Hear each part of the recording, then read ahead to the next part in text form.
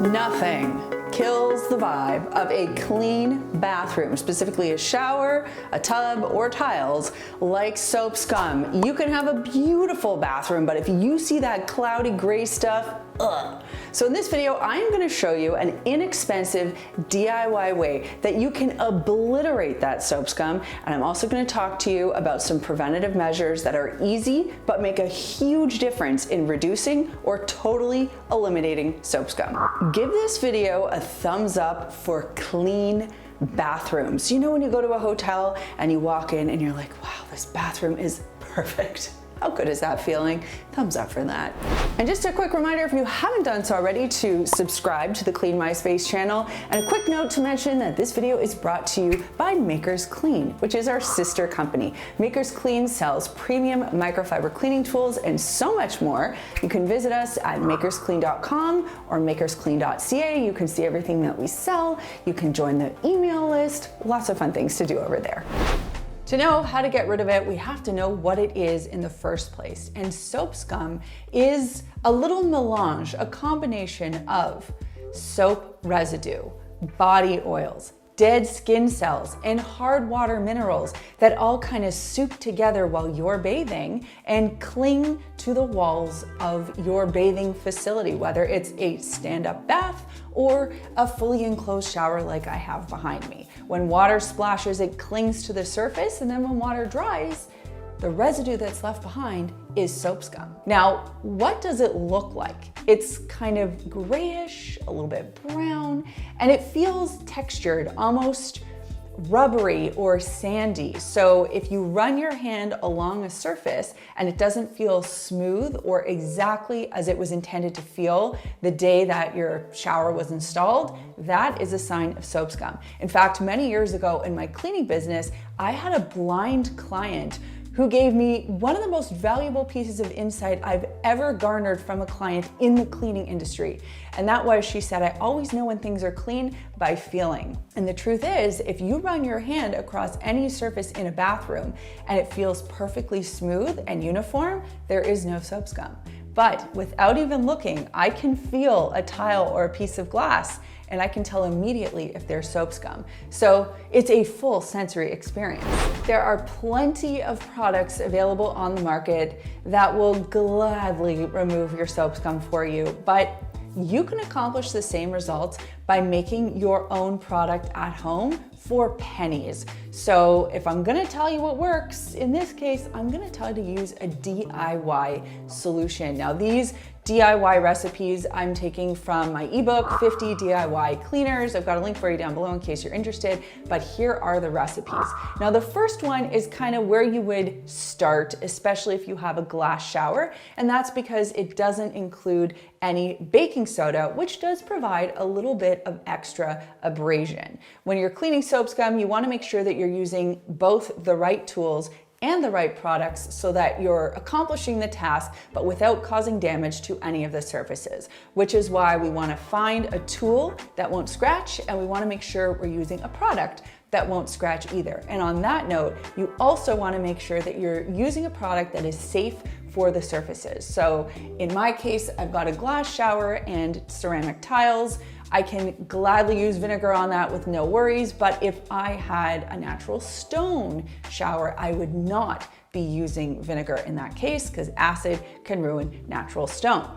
The first recipe I'll share with you is the dish soap and vinegar soap scum buster. It's simply equal parts white vinegar and dish soap. You're gonna mix that together in a spray bottle and you will apply it to the surface. Again, both glass and tile. Now, I would recommend starting with the walls first, cleaning those, and then finishing with the floor, because if you spray everything at once, it's gonna be slippery because of that soap. So start from the top, work your way to the bottom. Now you want to make sure that you're using a tool that will balance getting the soap scum off without scratching the surface. As with any tool and product, you always want to start low and level up only as needed. So in this case, I'm using a scrub cloth. This is by Makers Clean. I've got a link for you down below. So I have this slightly abrasive side here, but I know that it is non-scratching. Once the product has been sprayed on, I let it sit for a minute or two. That way it can really kind of do its work. And once that's done, I'll start scrubbing using an S pattern with the scrubby side. Upon completion of that, I will feel with my hand just to make sure that the surface is indeed smooth underneath all the soapy stuff. If and only if it is smooth and soap scum free, I will rinse. If not, I will continue to scrub or let the product sit for an additional couple of minutes and then reapproach it by scrubbing and then rinse. We only want to clean and rinse once, otherwise we're wasting our time. Depending on where you live, you might have hard water. And if you do, you might notice that your shower, particularly if you have a glass panel, gets really spotty. If that's the case, you can swap out your regular white vinegar for extra strength vinegar, which is anywhere from 6 to 10% acetic acid. You would want to make sure that you're gloving up and protecting your eyes and ventilating because that stuff is strong. And in other cases, sometimes people will just spray the vinegar straight on, let it sit, kind of give it a bit of a scrub to loosen it up. Kind of think about like what the dentist does when they're blasting gunk off your teeth. They kind of loosen things up first. That's what you could do there. And then you could apply the recipe of the combined dish soap and vinegar to tackle it. Now, if you wanted to level up, you could swap out your vinegar for baking soda, and you can create a soap scum removal paste. So you're just using equal parts baking soda and dish soap here. You're gonna get kind of like a drippy pudding. You're gonna apply it with your sponge using the S pattern, and you're gonna work again section by section. Let it sit for a minute or two, and then scrub and give it a good rinse. Now, of course, with glass, we always want to be careful when we're using abrasive products. So you might want to test this on a hidden area first. I'm always nervous about using baking soda on glass.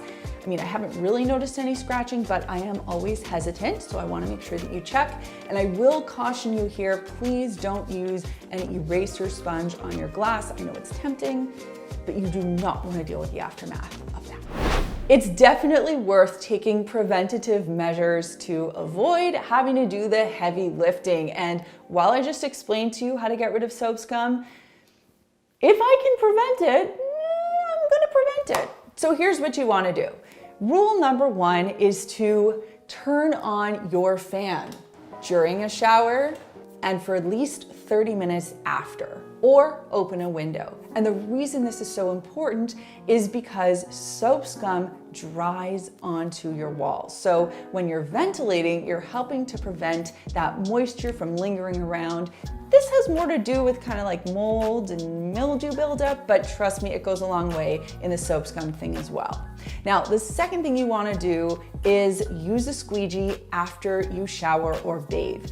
The walls and the floor of your bathing unit should be bone dry. Now, this is important because frankly, if there's nothing on the wall, then soap scum can't form. So as annoying as it is, we have a squeegee sitting at the corner of our shower over there. We don't have any fancy hanging unit for it or anything. It's just an inexpensive, good quality squeegee, and it is the rule in this house that if you shower, you squeegee afterward. It takes under 30 seconds to do. You get quick. It's like a good workout. And our shower, we've had it for 4 years now, and it looks brand new. We never have to scrub it. Something else you can do is use a daily shower spray, assuming that you shower daily. Every other day shower spray? Regardless, after you shower, you can simply spritz down this mixture onto your shower walls, and it kind of prevents any of that hard water, oily, grimy buildup from sticking to the surface. Now, I would say the results of squeegeeing are superior to that of spraying this daily shower spray, but if you know thyself and you know I am not gonna be squeegeeing, this would be kind of a great alternative that would stretch out the amount of time you'd have to spend scrubbing your soap scum. It wouldn't form as quickly. And the way to make that is to mix equal parts water and white vinegar and add 20 drops of tea tree essential oil. Leave that spray bottle in the shower, and once you're done, simply spritz down the walls and the floor and make sure to ventilate. What this does is it kind of helps to prevent any of that hard water and kind of soapy residue from clinging to the walls. like I said, it works okay. Squeegeeing is better, but it's definitely worth a go.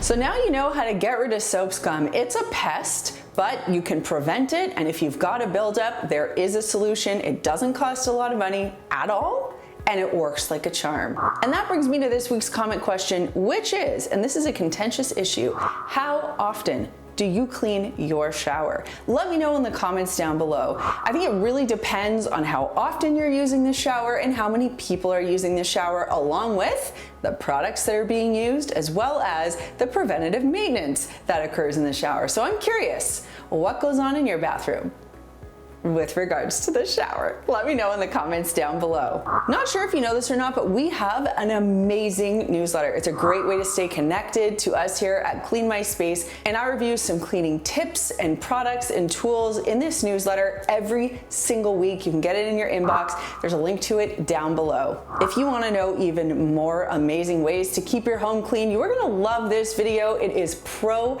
cleaning secrets that change everything, and you can click it and watch it right over there. If you haven't done so already, make sure that you subscribe to the Clean My Space channel. Thanks so much for watching, and we'll see you next time.